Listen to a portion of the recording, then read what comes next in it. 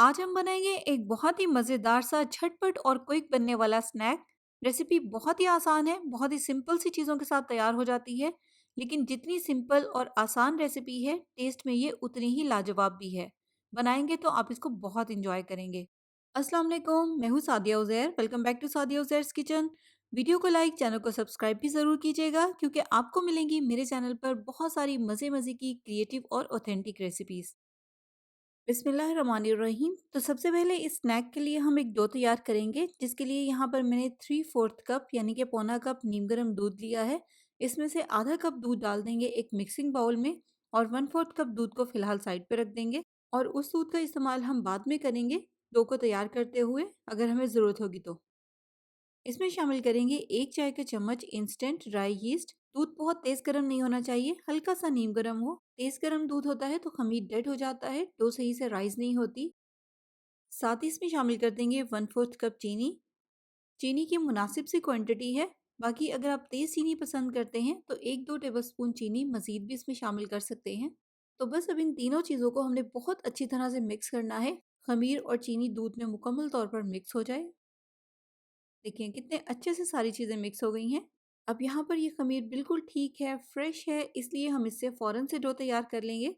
अक्सर जैसे कि मैं आपको कहती हूँ कि आपने एक्सपायर हुए हुए ख़मीर का बिल्कुल भी इस्तेमाल नहीं करना। इसके अलावा अगर ख़मीर की एक्सपायरी डेट बिल्कुल ठीक है, लेकिन आपने बहुत पहले से लाकर उसको घर में किसी गर्म जगह पर रखा हुआ है, तो फिर आप उसको थोड़े से पानी में डालकर पहले राइस करके चेक करें। अगर वो राइस हो जाए तो फिर उसे डो तैयार करें। तो नेक्स्ट जब खमीर दूध में अच्छी तरह से मिक्स हो जाएगा, फिर डो तैयार करने के लिए इसमें हम शामिल करेंगे 2 कप मैदा और साथ ही इसमें जाएगा आधा चाय का चम्मच नमक। मैदा और नमक शामिल करने के बाद एक बार इन सारी चीज़ों को मिक्स कर लेंगे। देखिए मैदा इस तरह से क्रम्स की तरह का हो गया है। अभी इसमें मैंने मज़ीद दूध ऐड नहीं किया, वही आधा कप दूध है। अब इस पॉइंट पर पहले हम इसमें मिक्स करेंगे 3 से 4 खाने के चम्मच मक्खन। मक्खन में भी क्योंकि मॉइस्चर होता है, इसलिए बाकी दूध हम इसमें बहुत एहतियात के साथ शामिल करेंगे। पहले मक्खन को इस मैदे में थोड़ा-सा मिक्स कर लेंगे। फिर उसके बाद अगर डो तैयार करने के लिए ज़रूरत होगी तो जो हमने दूध बचा कर रखा था, उसमें से थोड़ा-थोड़ा करके दूध इसमें शामिल करेंगे और एक मीडियम सॉफ्ट सी डो तैयार कर लेंगे। देखिए डो को तैयार करने के बाद इतना सा दूध बच गया है, तकरीबन 1-2 टेबलस्पून के जितना। नेक्स्ट स्टेप में इसका भी इस्तेमाल होगा, लेकिन उससे पहले यहाँ पर आप देखें डो बहुत अच्छे से कंबाइन हो गई है। अब इसको हम कम से कम 3-4 मिनट तक इस तरह से किसी भी साफ़ और खुली जगह पर निकाल कर बहुत अच्छे से गूँदेंगे, ताकि हमारी डो जो है वो बिल्कुल स्मूथ और मुलायम सी हो जाए। तो 3-4 मिनट तक गूँदने के बाद डो जो है वो बहुत स्मूथ हो गई है। इस तरह से इसका पेड़ा बनाकर इसको थोड़ी-सी फ्लैट शेप दे देंगे। इसके बाद इसको दोबारा से मिक्सिंग बाउल में रख देंगे, कवर करेंगे और कवर करके इसको 10-15 मिनट के लिए रेस्ट पर रखेंगे। यहाँ पर हमें डो को राइस वगैरह नहीं करना, बल्कि डो को गूंदने की वजह से जो इसमें स्ट्रेचिंग आ गई है, इसको हमें इसलिए रेस्ट पर रखना है ताकि वो स्ट्रेचिंग खत्म हो जाए और डो ठहर जाए। यहाँ पर डो को मैंने तकरीबन 20 मिनट के लिए रेस्ट पर रखा है। इसके बाद हम इसको इस तरह से किसी भी साफ़ और खुली जगह पर निकाल लेंगे, जहाँ पर हम इसको ईज़िली बेल सकें। इसके अलावा अगर बेलते हुए ज़रूरत हो तो आप इसके ऊपर थोड़ा-सा खुश्क मैदा भी डस्ट कर सकते हैं। यहाँ पर आप देखें डो को मैंने थोड़ा-सा थिक बेला है। अगर डो कहीं से मोटी या पतली है तो इस तरह से हाथ से इसको एक बार फ्लैट कर लें। इसके बाद जो दूध हमने बचा कर रखा था, एक ब्रश की मदद से ये दूध इसके ऊपर अप्लाई करेंगे। लेकिन यहाँ पर आपको एक बात का ख़्याल करना है कि बहुत ज़्यादा दूध इसके ऊपर अप्लाई नहीं करना। बस इतना सा ही दूध इसके ऊपर लगाएँगे जिससे कि ये डो ऊपर से थोड़ी-सी स्टिकी हो जाए। इसके अलावा दूध लगाते हुए ये भी ध्यान रखिएगा कि कोई भी जगह खाली ना रहे, क्योंकि इस पर हमें तिल लगाने हैं। अगर कोई जगह दूध के बिना रह जाएगी तो फिर वहाँ तिल अच्छी तरह से स्टिक नहीं होंगे। तो दूध लगाने के बाद अब इसके ऊपर हम इस तरह से सफ़ेद तिल स्प्रिंकल करेंगे। सारी डो पर इस तरह से किनारों पर भी अच्छी तरह से तिल स्प्रिंकल करने हैं।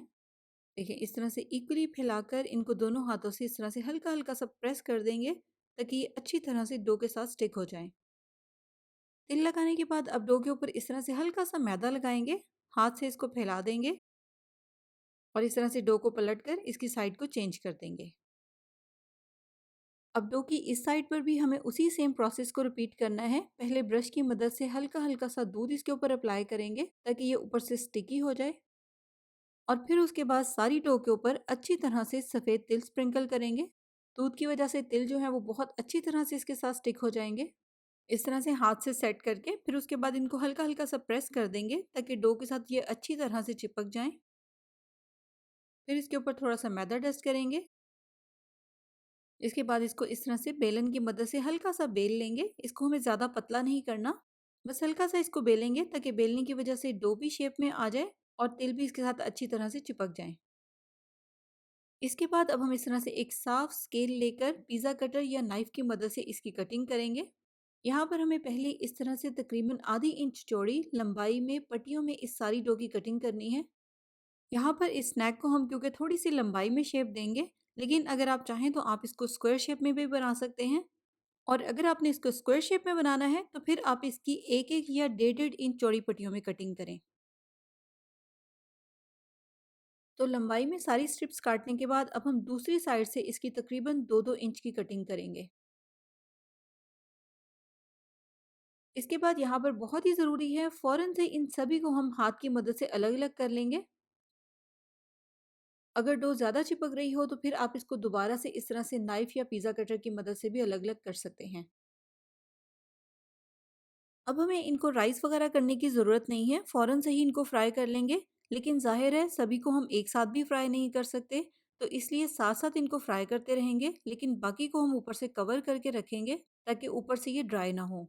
अब यहाँ पर इस डो की या स्नैक की आप फाइनल थिकनेस भी देख सकते हैं, डो को हमने कितना थिक बेला है। अब इनको फ्राई करने के लिए थोड़े से मीडियम गरम ऑयल में शामिल करेंगे, ना तो ऑयल का टेम्परेचर बहुत तेज़ गर्म हो और ना ही बहुत हल्का हो। इसके अलावा इस स्नैक को ऑयल में शामिल करने के बाद एक बार हल्का सा हिलाएंगे, बहुत हल्के हाथों से, ताकि ये एक दूसरे के साथ स्टिक ना हो।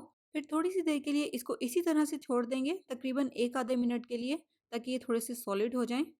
फ्लेम को आपने इसके नीचे मीडियम लो रखना है, फ्लेम इसके नीचे तेज़ ना हो। बस जैसे ही ये सॉलिड हो जाएंगे फिर इस तरह से कंटिन्यू इनको हिलाते हुए फ्राई करेंगे ताकि इनके ऊपर एक जैसा कलर आए। अगर आप इनको लगातार नहीं हिलाएंगे तो फिर इनका कलर कहीं से डार्क और कहीं से लाइट हो जाएगा। इसलिए मीडियम लो फ्लेम पर लगातार हिलाते हुए इनको फ्राई करेंगे जब तक कि इनके ऊपर अच्छा सा गोल्डन ब्राउन सा कलर आ जाए। तो लीजिए, झटपट से मज़ेदार सा स्नैक तैयार हो गया है। जितना ये देखने में इजी और सिंपल है उतना ही ये मज़े का भी है। ट्राई करेंगे तो ट्रस्ट भी बच्चे और बड़े सभी इसको बहुत इंजॉय करेंगे। इसके अलावा इस स्नैक को आप एक साइड से मेल्टेड चॉकलेट में डिप करके भी सर्व कर सकते हैं, स्पेशली अगर ये स्नैक आप बच्चों के लिए बना रहे हैं। तो अब अगर आप इस तरह की मज़े-मज़े की क्रिएटिव और आसान रेसिपीज़ देखना चाहते हैं, तो इसके लिए आप मेरे चैनल का लाज़मी विज़िट करें। आपको मेरे चैनल पर इस तरह की ढेरों रेसिपीज़ देखने को मिलेंगी। इसके अलावा अगर आपकी किसी रेसिपी की रिक्वेस्ट हो, तो आप मुझे कमेंट सेक्शन में बता सकते हैं। तो सब्सक्राइब करके नोटिफ़िकेशंस भी ज़रूर ऑन करें ताकि नई आने वाली रेसिपी वीडियो भी आपसे मिस ना हो। तो रेसिपी कैसी लगी कमेंट सेक्शन में ज़रूर बताइएगा। अपना बहुत सा ख्याल रखिएगा, दुआओं में याद रखिएगा। Thank you for watching. अल्लाह हाफ़िज़।